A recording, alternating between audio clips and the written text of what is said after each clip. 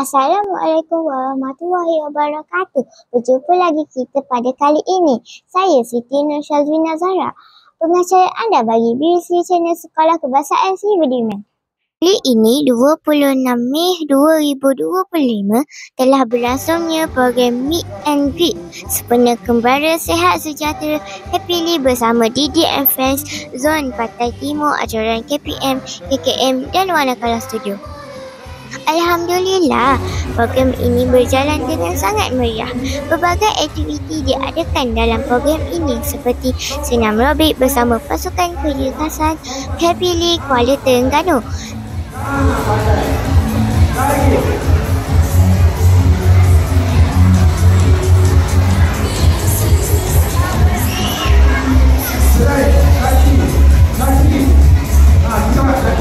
Selain itu, diadakan pelbagai aktiviti showcase dan juga sesi greet and meet bersama DJ and Friends.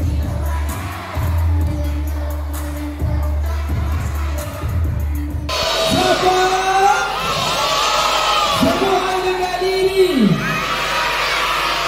Okey, baiklah. Sebab lutut kaki, mata telinga mulut dan hidung, kepala lutut kaki. Majlis tanda tangan sijil jalinan kerjasama antara pihak SKC Budiman, Pejabat Kesihatan Daerah Kuala Terengganu serta Wanakala Studio turut diadakan.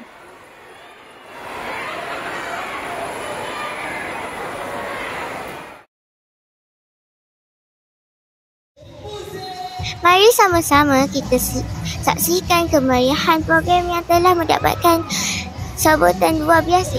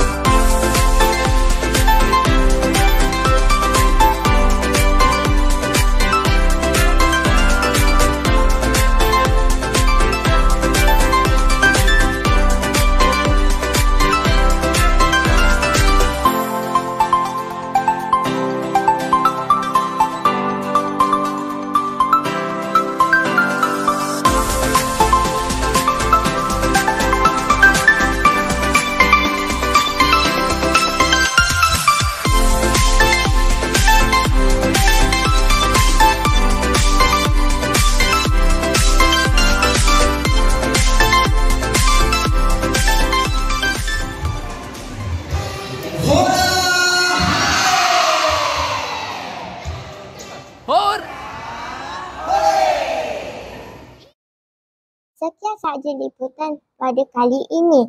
Kita berjumpa lagi pada lain waktu. Salam sayang daripada saya Siti Nur Syazwina Zahra. Sebelum itu jangan lupa like, komen, subscribe BBC Channel. Bye-bye.